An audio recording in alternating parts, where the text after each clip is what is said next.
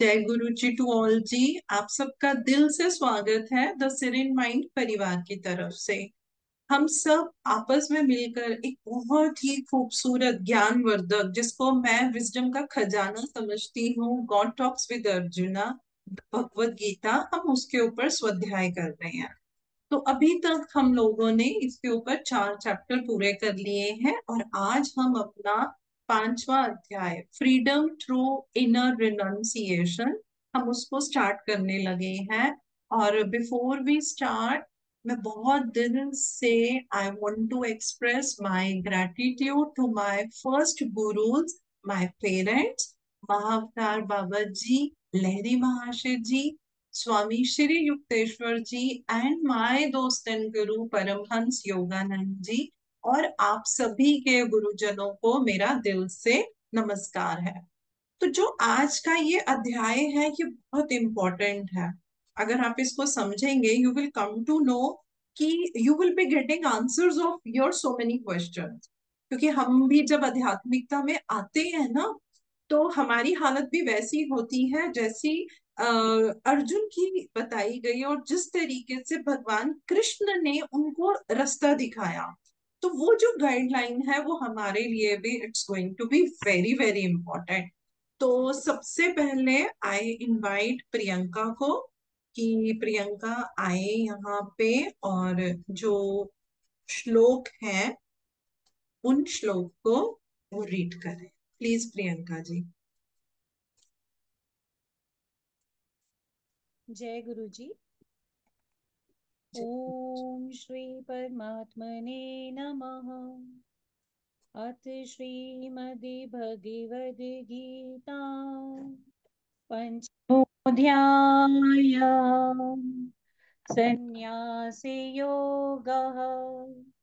अर्जुन उवाच संन्यासं कर्मणां कृष्ण पुनर्योगं च शंससि यच्छ्रेय एतयोरेकं तन्मे ब्रूहि सुनिश्चितम्।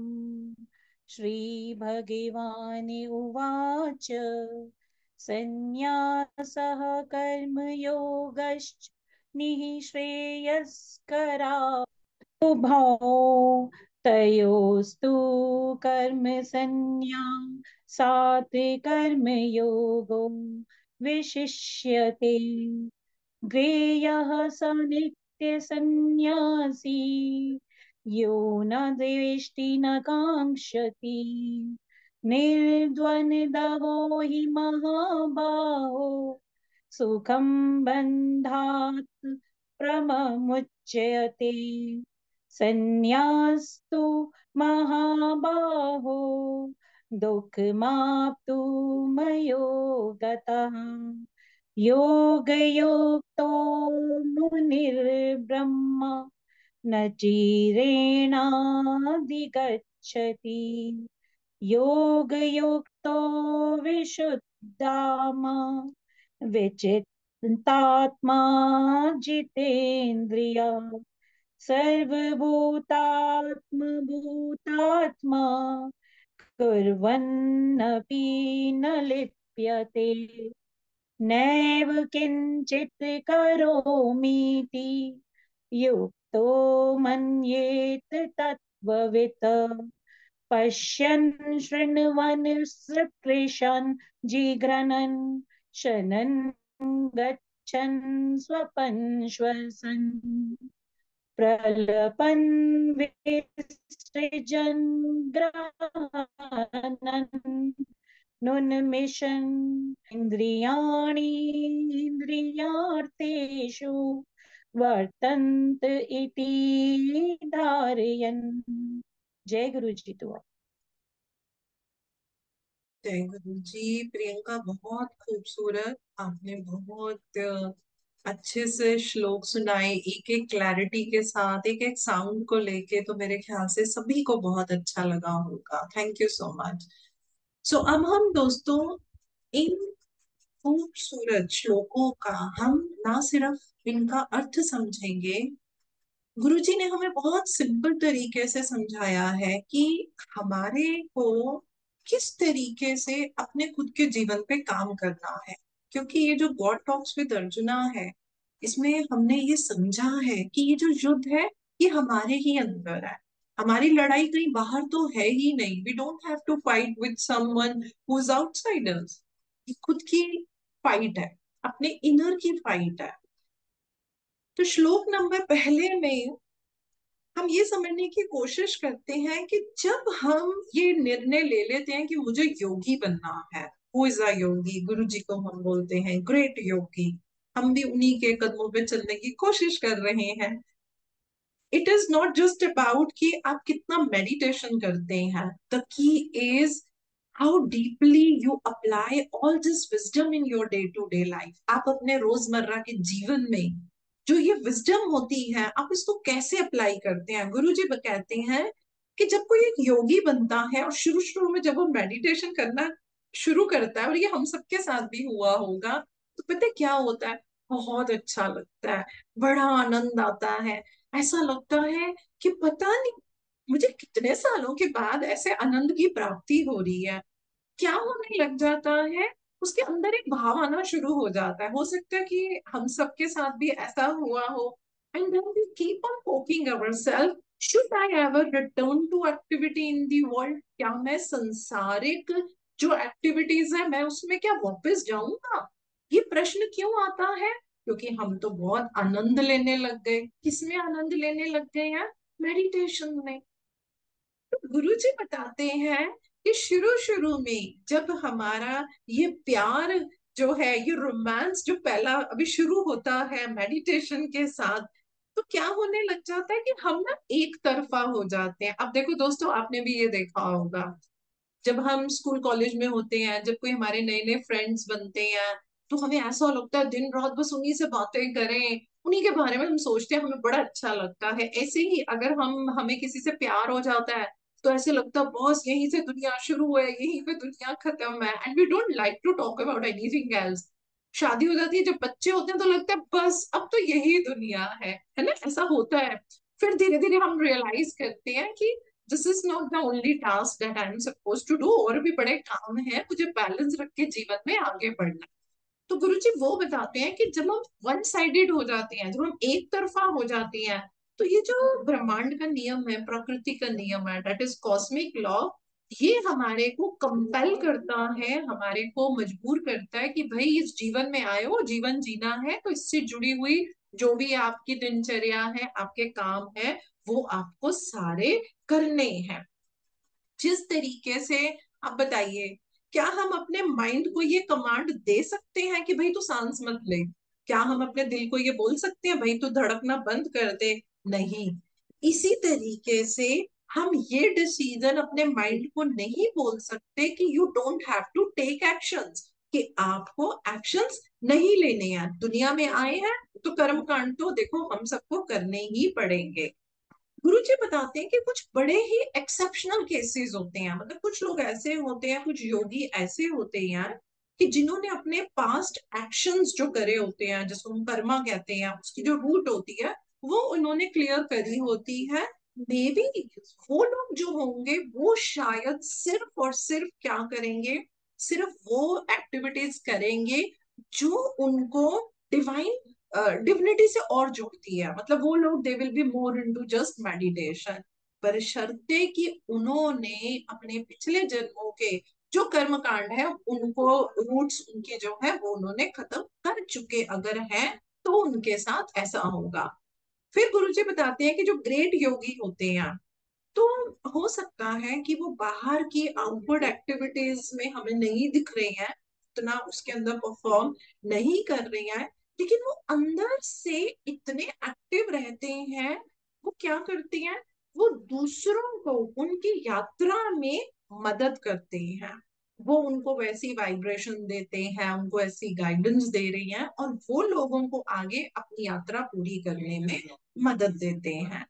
श्लोक नंबर 2 के अंदर ये बताया गया है कि ये जो मोक्ष की बात करते हैं, देखिए ये बहुत इंपॉर्टेंट चैप्टर है। हमें बड़ी खूबसूरती से मोक्ष का मतलब पता चलेगा। तो वो बोलते हैं ये जो मोक्ष होता है ना, इसमें टू फोल्ड फाउंडेशन है, मतलब कि इसके बेस में इसका जो आधार है वो दो बातों के ऊपर डिपेंड करता है। यदि आज हमने उन दो बातों को ढंग से समझ लिया और उसको जीवन में उतार लिया, तो हाँ, हम भी इस मोक्ष को प्राप्त करने के सही रास्ते पे चल सकते हैं। तो वो दो रास्ते हैं क्या? गुरु जी बताते हैं कि जैसे देखिए, हम सबको मालूम है हम परमात्मा का ही अंश है, तो हम बोलते हैं we all are made in image of God, right? तो हमारे अंदर क्या होता है, ये जो माया जाल है, ये हमारे को ना लाइक मोटिवेट कर देता है, ना चाहते हुए भी ये हमारे अंदर कुछ ऐसे डिजायर्स डाल देता है। तो नंबर वन, हमें उन डिजायर्स का त्याग करना है। हमने ये नहीं कहा कि हमको सब कुछ, हर काम का, हर चीज का त्याग कर देना है, हमने ये नहीं बोला। गुरु जी क्या बोल रहे हैं कि यदि आपके अंदर माया जाल से जो आपको भ्रम में डालते हैं, ईगो आ जाती है, ईर्ष्या भावना आ जाती है, किसी को नीचा दिखाना है, किसी से बदला लेना है, ऐसे जो भाव आते हैं, हमको उनका त्याग करना है। साथ ही साथ ऐसा नहीं है, उसके बाद साथ ही साथ हमको क्या करना है, वो जो सुप्रीम बीइंग, आप परमात्मा कहिए, सोर्स कहिए, आप किसी भी नाम से उनको लीजिए, कॉस्मिक कॉन्शियसनेस, उसके साथ हमें हमेशा कांटेक्ट में रहना है। कहते हैं ना कि अब तो ऐसा हो गया, देखो आजकल हम लोग एक दूसरे के घर कितना कम जाते हैं, रिश्ते नाते भाई बहन भी कहाँ जा पाते हैं, समय ही नहीं होता किसी के पास। लेकिन जो भी है, हमें कभी फोन कर लेते हैं, वो कहते हैं ना कनेक्शन नहीं टूटना चाहिए, तो बस वही चीज है, हमारे को क्या करना है, परमात्मा के साथ जो है कनेक्ट रहना चाहिए। तो ये जो हमारा पाथ है, सही पाथ क्या है, हमें राइट एक्शंस करनी है। तो वो हम पिछले अध्यायों में समझ चुके हैं कि राइट एक्शन होता क्या है, हमें सही एक्शन करने हैं। और दूसरा, विदाउट एनी डिजायर करने हैं, कर्म किए जा, फल की इच्छा मत कर रहे इंसान। कर्म भी कौन से करने हैं, सही, कौन से सही, जो मुझे सही लगती है, नहीं, जो सोल लेवल पे सही है। क्यों? क्योंकि जो सोल लेवल पे, इंटेलेक्ट लेवल पे सही होगा, वो हम सबके लिए सही होगा। लेकिन जो मेरे लिए सही है और जो आपके लिए सही नहीं है, वो यूनिवर्सल सही एक्ट नहीं होगा। तो सही काम करना है और अपने अंदर से फल की भावना को बिल्कुल हटा देना है। और साथ में सबसे इंपॉर्टेंट चीज क्या है, हमारे को मेडिटेशन करना है। हमको अपने आप को मेडिटेशन से जोड़ के रखना है। तो गुरु जी कहते हैं, जो आपके ड्यूटीफुल एक्शंस हैं, बिना डिजायर के आपको करने हैं। बड़ी छोटी सी बात बताती हूँ, हम लोग बहुत गलतियां कर जाते हैं।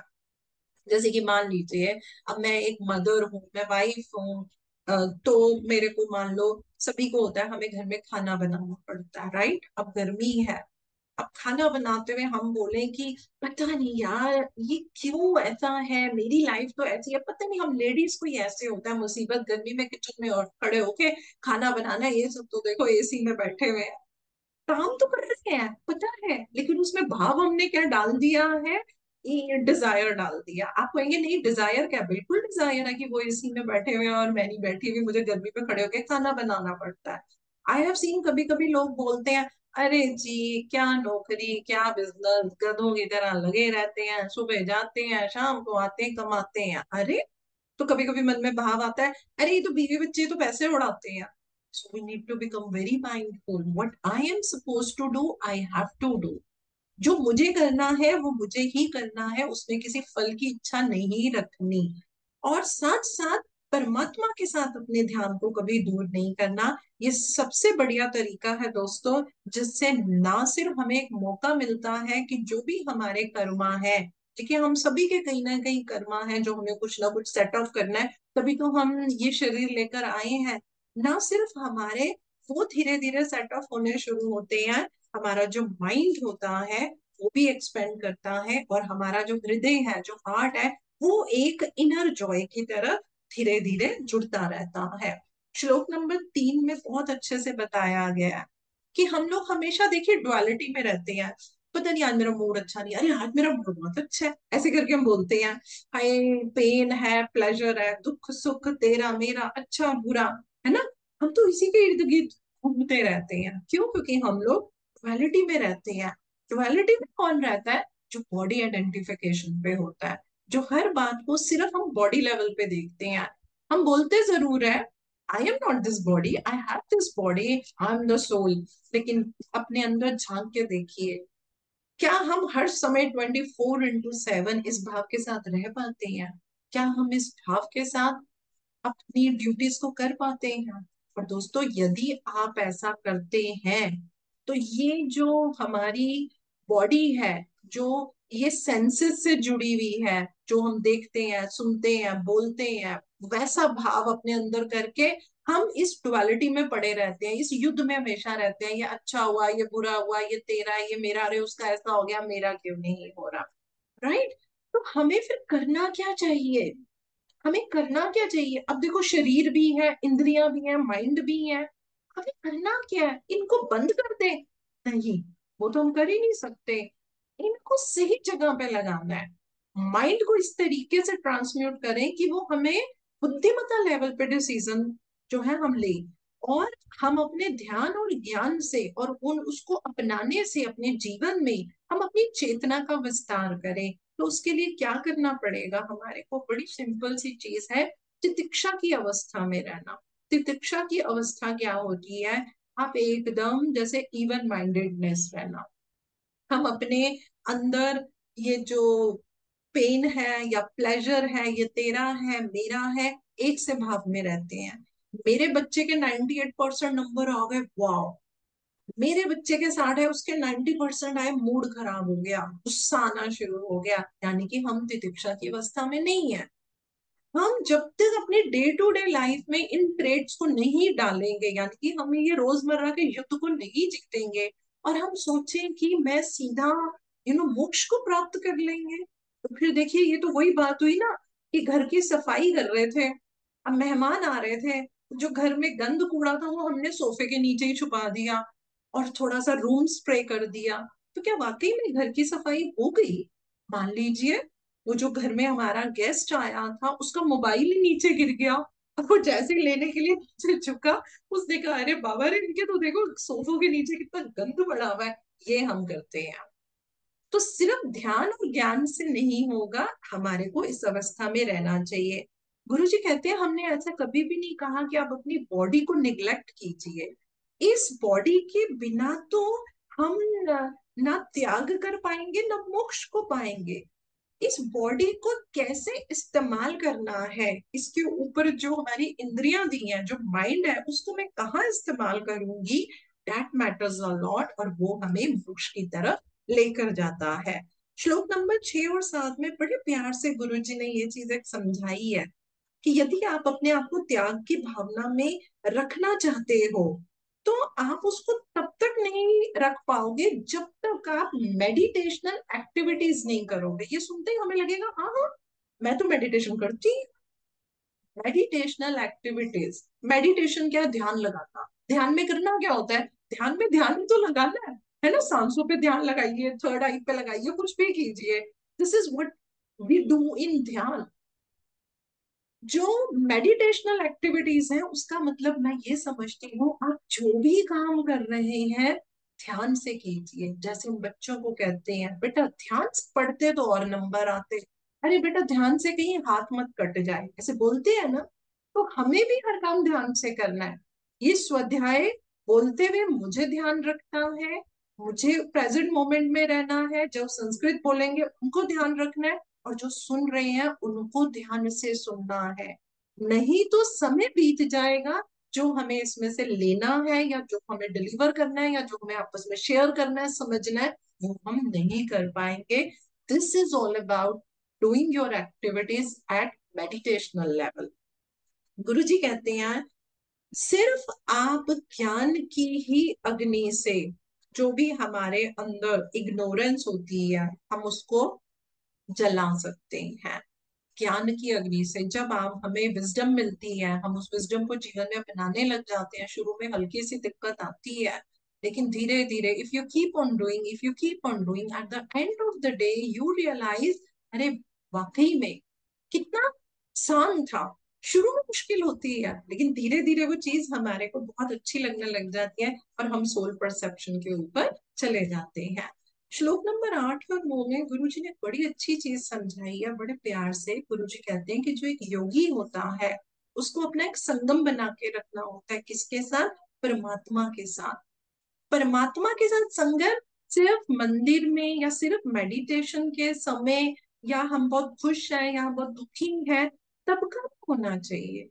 परमात्मा के साथ संगत 24/7 जागृत अवस्था में होना चाहिए। when you are able to realize, जब आप इस बात का अनुभव कर सकें कि जो हमारे 5 इंस्ट्रूमेंट है नॉलेज के, जैसे देखना, सुनना, टच करना, स्मेल करना, टेस्ट करना, ये सब कुछ परमात्मा है। जिस दिन हमें ये समझ में आ गया कि ये जो मैं एक्शन भी करते हैं, हम कोई भी एक्शन करते हैं हाथ से पैरों से, we have our genitals, procreation is there, हम बोलते हैं व्हाटएवर वी डू, तो हमको समझ में आ जाता है भाई इसका ऑपरेटर कौन है। अभी तक हमको क्या लग रहा था, आई मैं कर रही हूँ, मैंने खाना बनाया, मेरे हाथों से देखो मैंने कितना सुंदर स्वेटर बुन दिया, कुछ भी, है ना। तो जिस दिन हमें ये समझ में आ गया ये करने वाला कौन है, इसी तरीके से गुरुजी बताते हैं जो हमारी मेन 5 लाइफ फोर्स होते हैं, प्राण शक्ति होती है, जो आप सभी को पता है, प्राण है, अपान है, व्यान है, उदान है, सम्मान है। जब हमको ये भी समझ आ जाए कि वो जो जो अपना उनको जो काम, प्राण इस सांस का लेना, अपान जो कार्बन डाइऑक्साइड को बाहर निकालना, एलिमिनेट करती है, व्यान हमारे शरीर में जो सर्कुलेट करती है, उदान उसको मेटाबोलाइज करती है, समान चीजों को जो एसिमिलेट करती है, ये सारे काम भी देखा जाए करने वाला कौन है। क्या हम फिजिकल पावर से उसको कर रहे हैं? नहीं। जो 19 एलिमेंट्स जो हमने पिछले अध्याय में समझे थे, जो एस्ट्रल बॉडी के हैं, वो ये सब करते हैं। जब हमें ये समझ में आ जाती है तो हमें हमारा ट्रू सेल्फ समझ में आ जाता है, और हम क्या करते हैं, हम जो मैं होता है हम मैं से अलग हो जाते हैं, मतलब मैं तो कुछ हुई नहीं, समझ आ जाता है we are just an instrument. और तब क्या करते हैं, ये जो हमारे ऊपर कुछ शैकल्स हैं, पेड़ियां हैं, गुड कर्मा की, बैड कर्मा की, उनसे मुक्त हो जाते हैं। आपको सुन के लगेगा शायद इन्होंने गलत बोल दिया, गुड कर्मा की बेड़ियां थोड़ी ना होती हैं, वो भी होती हैं। क्योंकि जब हम अपना जन्म ले रहे होते हैं और जब हम अपना सोल प्लान बना रहे होते हैं, तो हम देखते हैं अरे मैंने पिछले जन्मों में इतना अच्छा अच्छा किया, तो मैं उसका बेनिफिट लूं ना। मुझे बहुत अमीर घर में पैदा होना है, या मुझे बहुत लग्जरी लेनी है, या मैं बहुत खूबसूरत बनूं, कुछ भी बनूं, किसी भी तरीके का, तो वो भी तो एक बेड़ी हुई ना। इतने अच्छे कर्म किए थे तो मुझे उसका फल क्यों नहीं मिल रहा।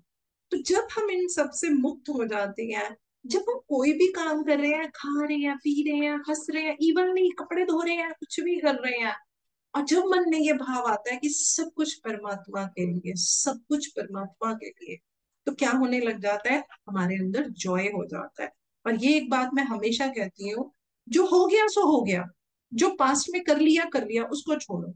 आज से देखो, अगर आप किसी को कुछ बोलने लगे हो, आपको गुस्सा आ रहा है, आप कुछ गलत शब्दों का इस्तेमाल करके बोलने लगे हो, सोच के देखना, इस बात को याद रख लेना कि ये जो मैं बोल रही हूँ ये परमात्मा को बोलने लगी हूँ, परमात्मा सुनने लगा है। किसी को खाना देने लगे हो तो ये मैं परमात्मा को देने लगी हूँ। तो जब आप इन चीजों को ध्यान में रखेंगे, आप खुद से देखेंगे कि आप हमेशा जॉय की स्थिति में रहेंगे। सो नाउ आई इनवाइट करुणा जी कि वो आके आगे के जो श्लोक हैं वो आप हमें सुनाए। आइए करुणा जी। जय गुरु जी। तो श्लोक नंबर 13, 15, 17, 21 एंड 22। सर्वकर्माणि मनसा सन्न्यस्यास्ते सुखं वशी नवद्वारे पुरे देहि नैव कुर्वन् कारयन् नादत्ते कस्यचित् पापं न चैव सुकृतं विभुः अज्ञानेनावृतं ज्ञानं तेन मुह्यन्ति जन्तवः तद्बुद्धयस्तदात्मानस्तु तन्निष्ठास्तत्परायणाः गच्छन्त्य पुनरावृत्तिं ज्ञाननिर्धूतकल्मषः बाह्ये स्पर्शेष्वसक्तात्मा विन्दत्यामनियत सुखम् स ब्रह्मयोगयुक्तात्मा सुखं क्षयम् अश्नुते ये हि संस्पर्शजा भोगा दुःखयोन्य एव ते आद्यन्तवन्तः कौन्तेय न तेषु रमते बुधः। जय गुरु जी। जय गुरु जी। वेरी नाइस करुणा, वेरी नाइस। आप लोग इतने खूबसूरत श्लोक पढ़ते हैं कि कभी कभी मैं ही सोच में पड़ जाती हूँ मैं क्या बोलूं। इतना अच्छा। Very nice, very nice. और थोड़ा सा आपको बहुत कम समय मिला प्रिपेयर करने का। वेरी नाइस, बहुत बढ़िया। तो दोस्तों, अब हम आगे जो ये श्लोक 13 से जो भी करुणा जी ने रीड करे हैं उनके बारे में हम चलें तो हमें पता है ये क्या सिखाते हैं। गुरु जी कहते हैं अपने को साक्षी भाव में रखो, ब्लिस में रखो। संसार से जो भी आपके ऊपर असर पड़ता है उससे अपने आप को मुक्त रखो। और हमने तो जीवन भर सीखा ही यही है, मुझे ये मिलेगा I will be very happy, ओ मेरा घर बन जाए आई एम वेरी हैप्पी, अरे मेरे बच्चे का ऐसा हो जाए वैसा हो जाए, अरे मेरी नौकरी ऐसी हो जाए, मुझे प्रमोशन मिल जाए, आई विल बी वेरी हैप्पी। है लाख कमा लूं, है लाख कमा लिया, 10 लाख कमा लूं। तो हम क्या करते हैं, हम खुद से खुद को, यानी कि खुद को अपने ट्रू सेल्फ से, उस जॉय से दूर कर देते हैं। जॉय ही हमारा असली नेचर है। और हम बस ये छोटी मोटी खुशियों में रहते हैं। हाय मुझे ये वाला मोबाइल मिल जाए, 3 महीने बाद उस मोबाइल की वैल्यू ही नहीं होती है। तो सोच के देखिए, गुरुजी हमें उस स्थिति में लेके जा रहे हैं, उस जॉय में, उस आनंद में, जो क्या है क्या नहीं है उससे फर्क नहीं पड़ता। तो वो स्थिति में जाने के लिए काम किसको करना पड़ेगा, हमको करना पड़ेगा। किस पे करना है, अपने ऊपर करना है। तो श्लोक नंबर 13 में बहुत अच्छे से बताया हुआ है। देखिए मैं मतलब गुरु जी की विजडम को मैं ये नहीं कहूंगी कि मैंने सिर्फ पढ़ा है, गुरु जी की विजडम को ही मैंने जिया है। और मैंने देखा है कि गुरु जी के एक एक शब्द में जो गहराई है, उस गहराई तक हमको ही पहुंचना है। शब्द वही होगा, मैं भी उस शब्द को पढ़ूंगी, आप भी वही पढ़ेंगे। लेकिन जब हमारा जितनी हमारी सोल प्रोग्रेस होगी ना, उन शब्दों के अर्थ हमारे लिए नए नए आयाम खोलते रहते हैं। और फिर मन में आता है वो बाबा रे मैं कितनी इग्नोरेंट थी। कभी कभी हमें ऐसे लगता है ना, अरे ये मास्टर की किताब पढ़े, ये गुरु की, मुझे समझ नहीं आ रही। नहीं नहीं, मेरे को नहीं लग रही। हमें ऐसा लगता है उनको समझाना नहीं आ रहा। अरे हम इतने मूर्ख होते हैं, हम ये नहीं समझते हमको समझना नहीं आ रहा। वो भी हमारी एक स्थिति बनती है। तो उसके लिए क्या चीजें चाहिए, तो मैं भी कहूंगी जो मैंने गुरुजी से चीज सीखी थी, जो इस श्लोक में नहीं है लेकिन मैं बताना चाहूंगी। First requirement is fearless, fearless बनना। एंड सेकंड अपनी विल पावर को इस्तेमाल करना। Third the most important thing is आपको हमेशा सेल्फ डिसिप्लिन में रहना है। आपको अपने आप को सेल्फ डिसिप्लिन में रखना है। ये जो हम बच्चों को डिसिप्लिन में रखते रहते हैं, घर के कमांडर बन के हम उससे खुद मतलब हम बोलते रहते हैं सबको, चाहे वो हमारा लाइफ पार्टनर भी हो, ऐसा नहीं करो वैसा नहीं करो। We need to develop this self discipline in our self and we need to maintain our level of concentration, एकाग्रता। वो हमें मेंटेन करके रखनी है। बॉडी की अटैचमेंट से ऊपर उठना है। आज अगर धोबी ने आपकी मनपसंद साड़ी सूट शर्ट को जला दिया, अरे सारी आध्यात्मिकता जीरो हो जाती है। अगर आज मेड से बर्तन धोते हुए मेरी बड़े खूबसूरत डिनर सेट की प्लेट टूट गई तो कहाँ गई आध्यात्मिकता, गायब, कुछ भी नहीं रहता उस समय। हमें उस स्थिति तक पहुंचना है। ये ज्ञान सिर्फ 1 घंटे का नहीं होना चाहिए, ये ज्ञान 24/7 का होना चाहिए। डिसिप्लिन चाहिए, कंसंट्रेशन चाहिए, बॉडी के अटैचमेंट से ऊपर उठना है। हमारे को उस इनर, जो कहते हैं ना आंतरिक सुख होता है, उसमें रहना है। शरीर की गतिविधियों को आप एक अलूफ विटनेस की तरह देखिए। ऐसा नहीं है शरीर है, दुख सुख आएंगे, पीड़ा होगी, सब कुछ होगा। मेरे को मेजर स्लिप डिस्क की प्रॉब्लम है, मेरा इतना प्रॉब्लम रहता है, मुझे बैठना मना है, मैं ज्यादा देर बैठ नहीं सकती हूँ। तो ठीक है ना, लेट इट बी, बॉडी को हो रहा है।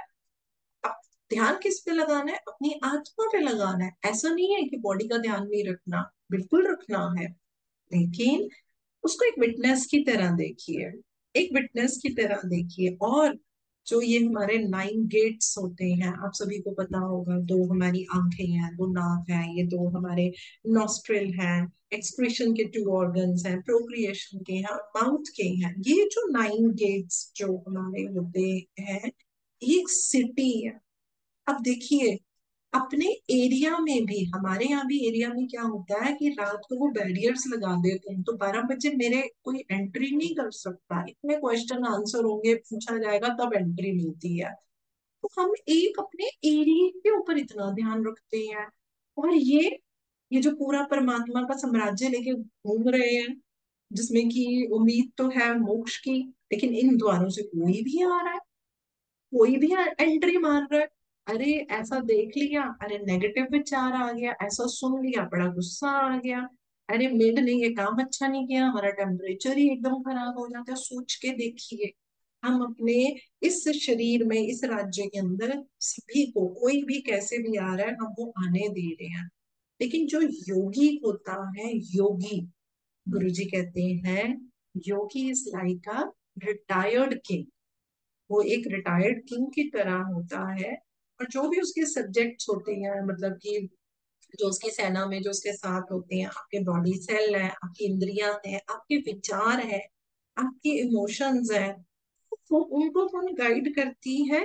Inner presence of God. परमात्मा बाहर तो है ही नहीं, एवरीथिंग इज इनसाइड अस। पूरा ब्रह्मांड हमारे अंदर है, रहते ब्रह्मांड भी है, ब्रह्मांड पूरा हमारे अंदर है।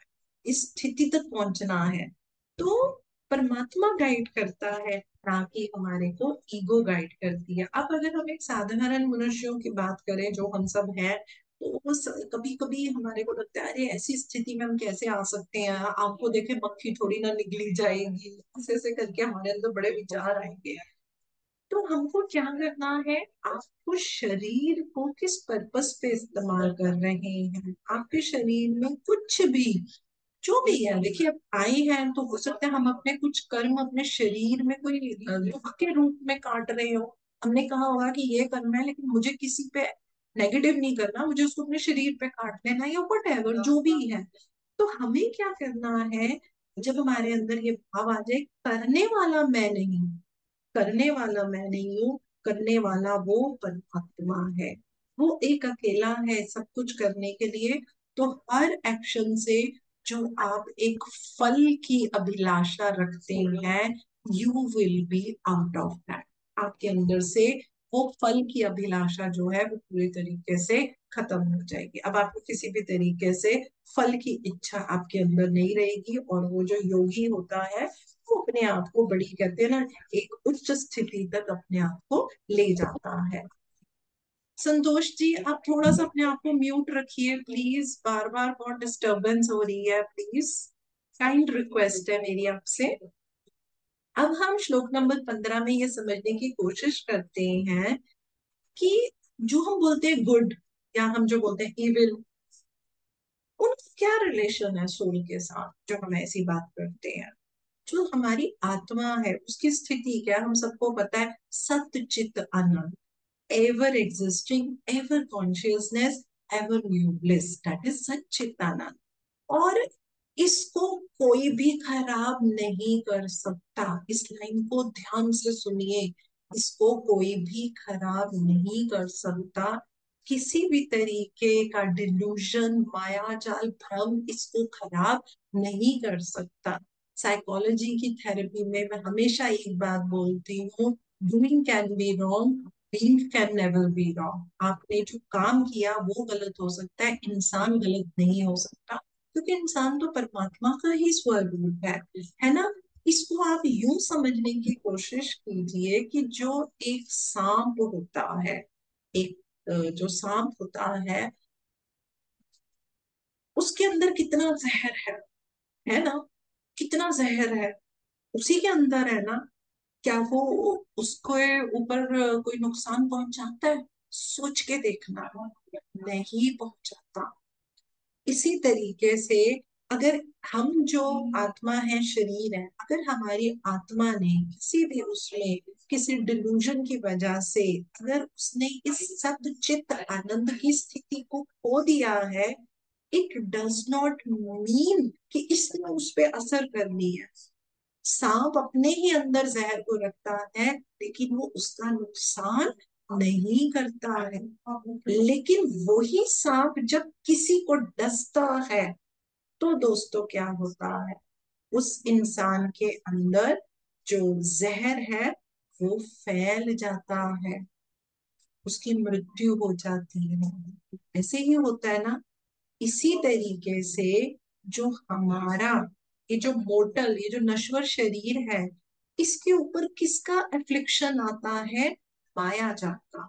अगर माया जाल के होते हुए मेरे अंदर गलत है, बदला लेना है, छल कपट करना है, तो मैं अपने ही घर के लोगों के साथ छल कपट करूंगी, मैं अपने ही भाई बहनों का हक मारूंगी, मैं अपने से जुड़े हुए लोगों का बुरा करूंगी, मैं अपने से जुड़े लोगों के लिए झूठ बोलूंगी। तो क्या मैं गलत हुई? देखने में लगेगा हाँ ये गलत है, लेकिन मैं भी, I am also made in image of God.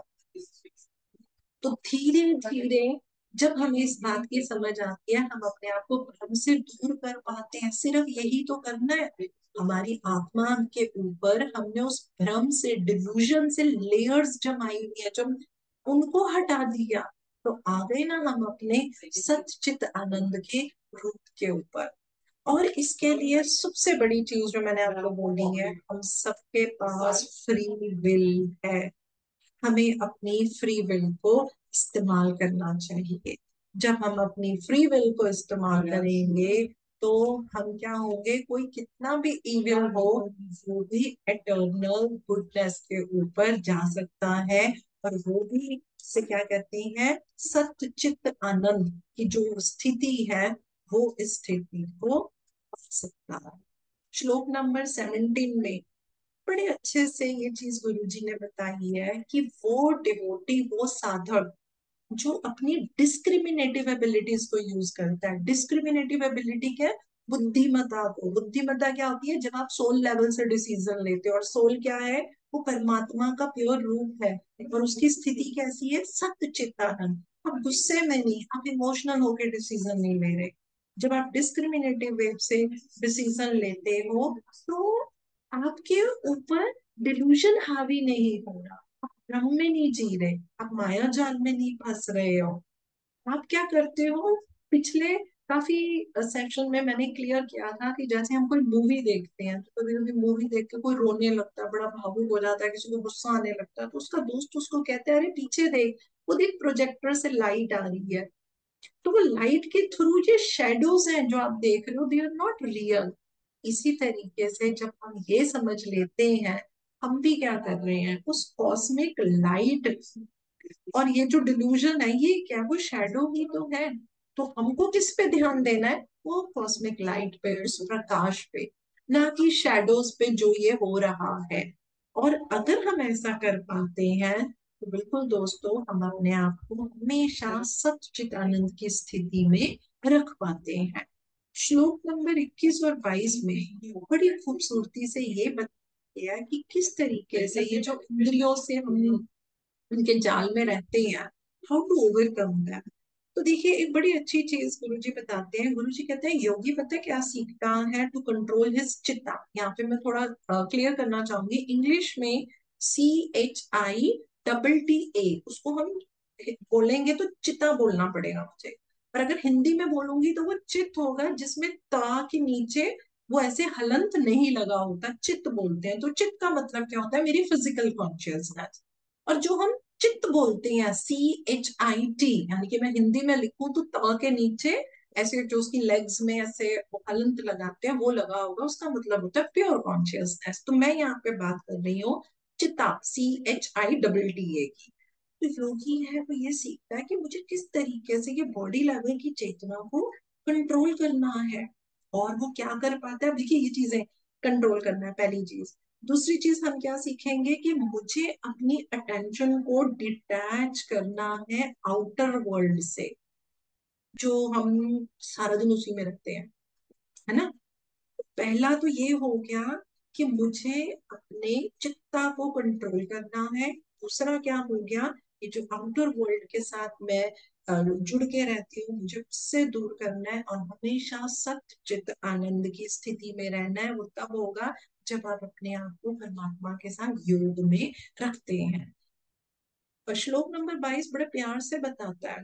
वो कहता है देखो, जो हम कहते हैं ओ यार मैंने आज ये खाया मजा आ गया, अरे मुझे वो चीज लेनी थी मैंने ले ली, अरे मेरे बेटे का वहां एडमिशन हो गया, उसको वो नौकरी मिल गई, प्रमोशन मिल गया, हमें वो प्लेजर मिलता है। तो गुरु जी बताते हैं कि जो प्लेजर आपको इंद्रियों से मिलता है वो लिमिटेड है और वो बदल सकता है। क्यों? आज नौकरी मिली बड़े खुश, एक साल बाद लगेगा अरे तेरे दोस्तों को प्रमोशन मिल गई, तुझे प्रमोशन क्यों नहीं मिल रही है? तेरे में कोई कमी है, देख तुझे प्रमोशन क्यों नहीं मिल रही, तेरी सैलरी क्यों नहीं बढ़ रही है। तो ये तो परिवर्तनशील चीजें हैं। और अगर ये हमें ज्यादा मिल जाए तो भी नुकसान करता है, हम सबको पता है excess of everything is harmful. वो होता है ना, कभी कभी शादियों में पार्टीज में जाते हैं, खाने की बड़ी चीजें मिलती हैं, थोड़ा थोड़ा करके सारा थोड़ा थोड़ा थोड़ा थोड़ा खाते हैं, टेस्ट करते हैं, और फिर अगले दिन पता चलता है अरे यार पता नहीं कुछ ज्यादा खा लिया, तो फिर ठीक नहीं लग रहा।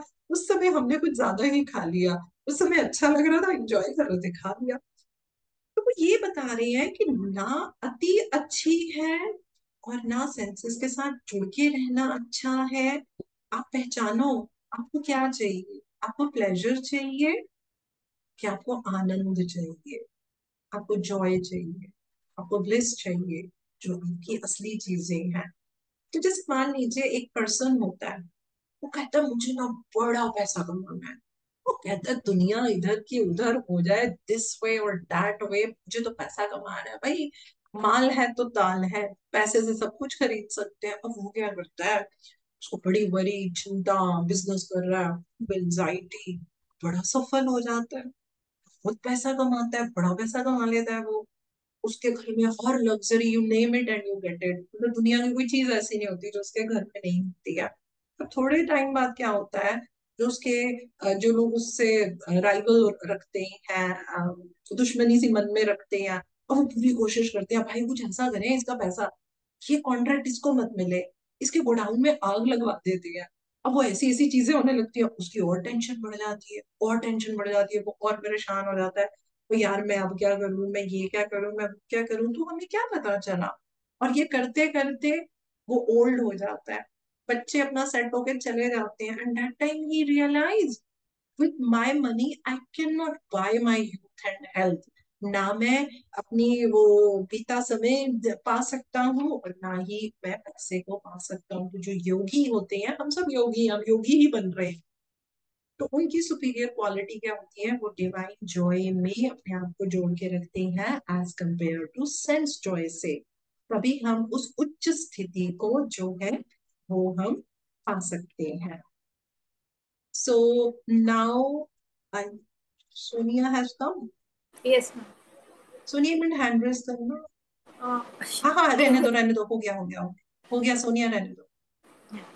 Yes, now I invite Sonia ji, वो आगे के श्लोक हमें अपनी खूबसूरत आवाज में सुनाइए। जय गुरु जी मैम। जय गुरु जी। शक्नोति हैव यः सोढुं प्राक् शरीरविमोक्षणात् कामक्रोधोद्भवं वेगं स युक्तः स सुखी नरः योऽन्तः सुखोऽन्तरारामस्तथान्तर्ज्योतिरेव यः स योगी ब्रह्मनिर्वाणं ब्रह्मभूतोऽधिगच्छति लभन्ते ब्रह्मनिर्वाणं ऋषयः क्षीणकल्मषाः छिन्नद्वैधायतात्मानः सर्वभूतहिते रताः स्पर्शान् कृत्वा बहिर्बाह्यान् चक्षुश्चैवान्तरे भ्रुवोः प्राणापानौ समौ कृत्वा नासाभ्यन्तरचारिणौ यतेन्द्रियमनोबुद्धिर्मुनिर्मोक्षपरायणः विगतेच्छाभ्य क्रोधो यः सदा मुक्त एव सः। ॐ वेरी तत्सदिति श्रीमद्भगवद्गीतासु उपनिषत्सु ब्रह्मविद्यायां योगशास्त्रे श्रीकृष्णार्जुन संवादे कर्मसन्न्यासयोगो नाम पञ्चमोऽध्यायः। ॐ श्रीकृष्णार्पणमस्तु।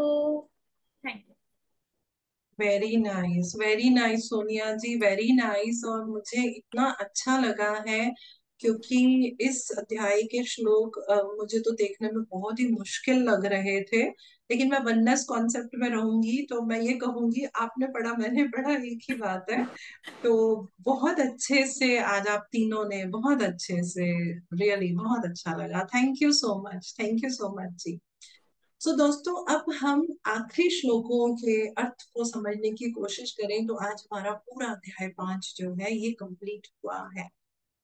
श्लोक नंबर 23 में ये बताया जा रहा है कि जो ये ध्यान से सुनना, क्योंकि हमें ऐसा लगता है कि शायद हमारी स्थिति ऐसी है, हमसे जो बहुत एडवांस लोग होते हैं उनकी स्थिति में ऐसा नहीं होता। ऐसा नहीं है। वो बताया गया है कि जो बहुत एडवांस योगी होता है उनको भी ओकेजनली कभी कभी ऐसा महसूस होता है कि उनके अंदर कुछ इम्पल्सेस आते हैं, लस्ट के, एंगर के। और वो क्यों आते हैं? क्योंकि पिछले जन्मों का जो कार्मिक कहते हैं ना इम्पल्शन होता है इनके अंदर, वो भी खत्म नहीं हुआ। इसीलिए जो मैंने सीखा और समझा है कि सबसे पहले वो जो कार्मिक जो भी हमारे बंधन है उनको बर्न करो, उनको साथ साथ बर्न करो।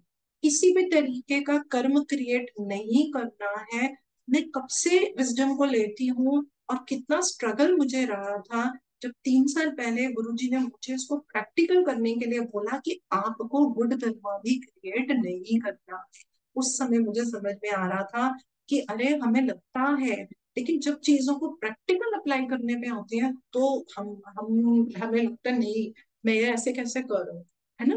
तो हमें वहां पे मुक्त करना है अपने आप को, अच्छे कर्म से भी बुरे कर्म से भी। अगर हमने कुछ किसी से कहते हैं किसी ने एक मुस्कुराहट भी दी और हमने उसको मुस्कुराहट नहीं दी तो वो भी कर्म हमारे पे क्रिएट हो गया, हमें उससे भी अपने आप को मुक्त रखना। तो वो बताते हैं कि ये उनके पास्ट के इम्पल्सेस होते हैं जो कहीं ना कहीं एक्टिवेट होते हैं और उनके अंदर लस्ट और एंगर आ जाते हैं। वो कहते हैं सरप्राइज विजिट। कभी कभी ऐसा होता नहीं है हम लोगों के साथ कि लगता है यार आज पता है क्या हुआ, घर में तो वो एक नमकीन तक भी नहीं था और आज ही गेस्ट आ गए।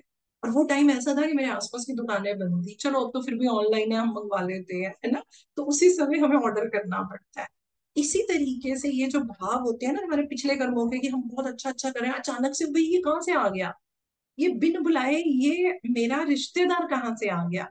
तो देखिए एक बात तो आपको माननी पड़ेगी ना कि रिश्तेदार तो वो मेरा है, हाँ मैंने उसको कॉल करके नहीं बुलाया, उसका मन करा आ गया, है ना। इसी तरीके से वो जो मेरे अंदर भाव थे पिछले जन्मों के वो हमारे पास आ जाते हैं। तो हम योगी को ये एडवाइस करेंगे कि ना सिर्फ आपको अपने अंदर एकाग्रता रखनी है डिवाइन ब्लिस के ऊपर मेडिटेशन में, आपको अपने हर समय अपनी दिनचर्या में अपनी एक्टिविटी में उस चीज को अपने साथ रखना है, ताकि अगर कुछ पास्ट के कुछ भी हार्मफुल मेरे कर्मा मेरे सीड्स अभी भी मेरे सबकॉन्शियस माइंड में है, तो जब वो सरप्राइज गेस्ट बन के मेरे सामने आए तो मेरे में इतनी योग्यता हो कि मैं उनका सामना कर सकूं। उस समय मेरी इंद्रियां का मैं खुद गुलाम ना बन जाऊं। तो ये जो डिजायर होता है जिसमें कि हम अपनी सेंसरी अपनी इंद्रियों की टेम्पटेशन में डूब जाते हैं, उसको हम बोलते हैं काम। और जब हमारा कोई भी डिजायर उसमें कोई बाधा बढ़ती है तो वो बन जाता है हमारा क्रोध। तो फिर क्या होगा, जो स्पिरिट का आनंदमय स्थिति है जो सच्चिदानंद की अवस्था है, उससे हम क्या होते हैं, उससे हम बहुत दूर हो जाते हैं और हमारे को उसमें समझ ही नहीं आता है कि हमें क्या करना चाहिए मुझे और कैसे करना चाहिए। जो हमारा श्लोक नंबर 24 है, उसमें वो ये बताते हैं कि आपको अपने आप को हमेशा के लिए मुक्त कर देना है, फ्री कर देना है। तो उस फ्रीडम के लिए हमें क्या करना पड़ेगा, जितने भी हमारे कर्मा हैं, जो हमारे इन तीनों शरीर से जुड़े हुए हैं, हमें मालूम है एक फिजिकल शरीर है, हम पिछले अध्याय में कर चुके हैं। हमारा एक एस्ट्रल बॉडी होता है और हमारा कॉजल सूक्ष्म शरीर और कारण, है ना, ये तीन शरीर हमारे होते हैं। इन सबके कर्मास को हमें हटा देना है। शुरू में मुझे भी ऐसा लगता था कि कर्मा तो शायद हमारा ये फिजिकल उस पे होता है, and then I real you know एक था पल ऐसा जिसमें मैं इस चीज को समझ पाई बहुत अच्छे से गहराई में, कि कैसे हम अपने एस्ट्रल बॉडी से भी, हम अपनी कॉजल बॉडी से भी कर लेते हैं। और तब मेरे अंदर ये एक, जो भी कह लीजिए आप, मुझे एक चीज समझ में आई थी कि यदि हमें वाकई में अपने आप को इस मोक्ष में ले जाना है, इस साल्वेशन में लेकर जाना है, तो हमारे शरीर में जितने भी ट्रिलियंस ऑफ सेल्स हैं, जब तक उन सब में से जो भी हमने भरा हुआ है वो नहीं निकलेगा, हम मोक्ष की तरफ नहीं जा सकते। अगर हम ये सोचते हैं अरे जैसी जीवन है जियो, अगली अगली में देखेंगे हम और इकट्ठा कर लेंगे, कहते हैं ना जब जागो तब सवेरा। और इस रास्ते में बड़ी लड़ाई होती है। आप इस रास्ते में आते हैं, हमें कुछ अनुभव नहीं होता, हमें कुछ समझ नहीं आता, उल्टा परेशानियां बढ़ेंगी। वो परेशानियां क्यों बढ़ती हैं वो कभी मैं अलग से बता दूंगी, because we are getting short of time, इसको अभी हमें फिनिश करना है। तो कभी मत घबराइए, हमेशा निरंतर प्रयास कीजिए। आप एक एक एक एक करके छोटे छोटे अपने कर्मों को काटते रहेंगे तो आपकी प्योरिटी बढ़ती रहेगी।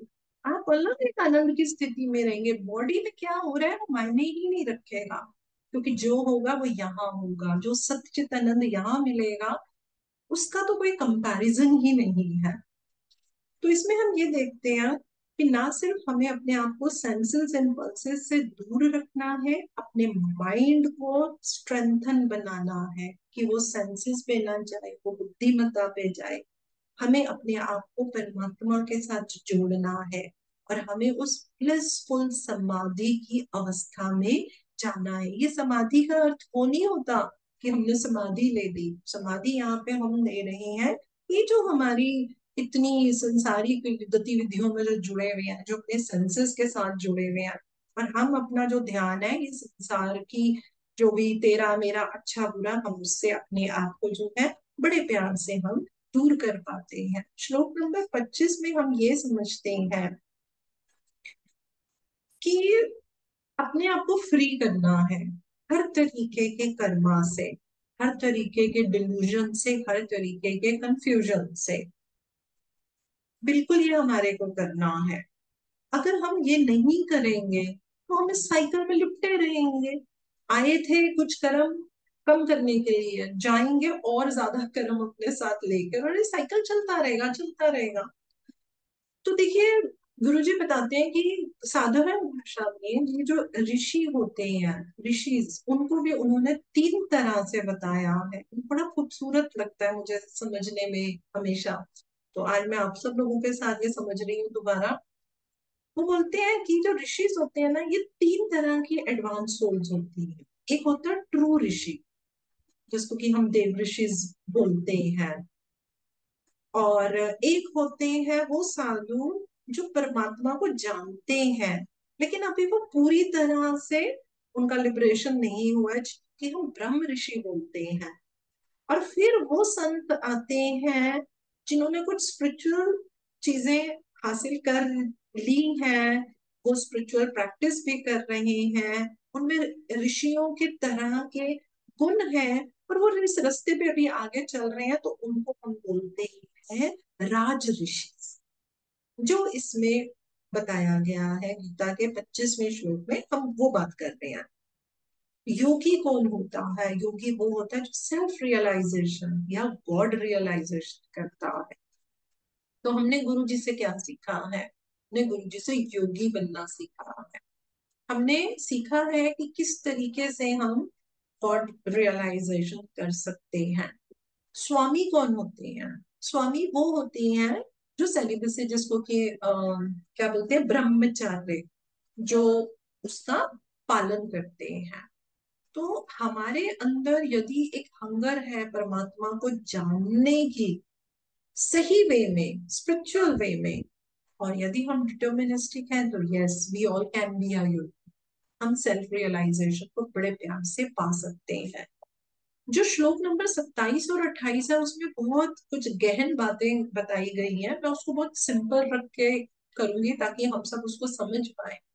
अब जैसे मुनि है, तो उन्होंने बोला मुनि कौन होता है? मुनि, मुनि एक योगी है जो अपनी अपनी चेतना को, जो सेंस ऑब्जेक्ट्स होते हैं, उनसे हटा सकता है, और उनसे हटा पाते हैं। कभी भी उनके उसमें वो लाइक डूबते नहीं या झुकते नहीं, आप कुछ भी कह लीजिए, ठीक है। इस माइंड को डिसॉल्व करना मटेरियलिस्टिक चीजों से और उस अनंत ब्लिस पे लगाना, इसमें सबसे महत्वपूर्ण रोल किसका है? वो है क्रिया योग का। क्रिया योग हमें उस स्थिति पे बहुत जल्दी लेके जाता है। जब हम क्रिया योग करते हैं, तो जो हमारी प्राण शक्ति है, अपान शक्ति है, प्राण शक्ति, उसको हम अपने स्पाइन में ऊपर जाते हुए महसूस करते हैं। अपान शक्ति को थोड़ी वार्म, प्राण शक्ति कूल एंड वार्म, उसको हम महसूस करते हैं। जैसे जैसे हम सांस लेते हैं, हम सांस छोड़ते हैं, तो धीरे धीरे क्या होता है, ये जो सांस लेना छोड़ना जो भी होता है, ये हमारा एकदम न्यूट्रलाइज हो जाता है। जो क्रिया योग जो भी आप करते भी होंगे तो आपको मालूम होगा। हमें मालूम है कि ये जो हमारा शरीर है, हमें मालूम है कि एटम से बना है, मॉलिक्यूल्स हैं, केमिकल्स हैं, सेल्स हैं, टिश्यूज हैं, ये सब हमें पता है। तो जो हमारे शरीर की बॉडी होती है, ये क्रॉस मैटर से बनी है, जिसमें टिश्यूज हैं और मॉलिक्यूल्स हैं, और मॉलिक्यूल्स आपके एटम से बने, और एटम्स हम सबको पता है, इलेक्ट्रॉन्स हैं, प्रोटॉन्स हैं, राइट। लेकिन इलेक्ट्रॉन्स और प्रोटॉन्स कहाँ से बने? तो वो बड़ा खूबसूरत से गुरु जी बताते हैं कि वो इंटेलिजेंट लाइफ फोर्स से बने हैं। ये जो पूरे ब्रह्मांड की रचना हुई है, वो उस इंटेलिजेंस लाइफ फोर्स से ही हुई है, राइट, जिसको प्राण कहेंगे हम, लाइफ ट्रॉन्स बोल लीजिए। और जो लाइफ ट्रॉन्स हैं, वो कहाँ से आए? वो उस परमात्मा के विचार से, थॉट ट्रॉन से आए। ब्रह्मांड की रचना कहाँ से हुई है पता? सिर्फ एक विचार से। वो विचार वहां पे एक वाइब्रेशन और कंपन लेकर आया, और उसका नतीजा जो होगा हम सब देख ही रहे हैं। तो इसमें गुरुजी ने ये बताया कि जब हम क्रिया योग करते हैं, तो हम ये सीखते हैं कि किस तरीके से जो हमारी अंदर आती हुई और बाहर आती हुई जो सांस है, कैसे उसको डिसॉल्व करेंगे। जो हम एक परसेप्शन परसेप्शन फील करते हैं, आती हुई सांस थोड़ी ठंडी, बाहर जाती हुई थोड़ी वार्म है अपने स्पाइन के अंदर, वो किस, these are all by products of breath. और किस तरीके से उस वाइब्रेशन को, उस प्राण शक्ति को हम अपने शरीर के अंदर, मेडुला से अंदर आते हुए महसूस करते हैं, और बहुत जबरदस्त वो फीलिंग होती है, और बहुत ही खूबसूरत एक अनुभूति होती है जो हमें मिलती है। फिर हमें समझ में आता है कि ये जो हमारा एस्ट्रो शरीर, जिसको हम बोलते हैं, सूक्ष्म शरीर बोलते हैं, लाइट की ही तो डेंसिटी है, और क्या है। और ये जो फिजिकल बॉडी है, ये डिफरेंट डिफरेंट टिश्यू से बनी हुई है, स्किन है, हमारा मांस है, हड्डियां हैं, बोन्स हैं, we have an internal organs, right. तो जब एक क्रिया योगी जो होता है, वो देख पाते हैं कि जो मेरा सूक्ष्म शरीर है, कैसे वो जो प्राणिक जिसे बोलते हैं, एस्ट्रल सेल्स जो हमारे यहाँ लाइफ क्रॉन्स है, किस तरीके से वो उनसे बने हुए, जो हमारी नर्व्स की ट्यूब्स है, नाड़ीज जो हम बोलते हैं, है ना, तो वहां तक वो अपने को ले जा सकते हैं। और जो है, हम बात करें कि हमें स्पिरिचुअल फ्रीडम मिलती है, वो तरह तरह की है। अब कईयों को भक्ति से मिल जाती है ना, कईयों को कर्म योग करने से मिल जाती है। There is nothing good and bad about it, हमारी सोल की जो रास्ता होगा वहीं पे जाएंगे। लेकिन जो क्रिया योग है, उनसे थोड़ा हमें स्पीड अप तरीके से मिल जाता है। और मैं ये भी कहूंगी, हम जबरदस्ती अपने आप को किसी मार्ग पे नहीं लगा सकते हैं। मैं हमेशा कहती हूँ, go with your inner voice. आपकी आत्मा आपको बताएगी क्या करना है, किस रास्ते पे जाना है, कैसे जो है हमारे को आगे बढ़ना है।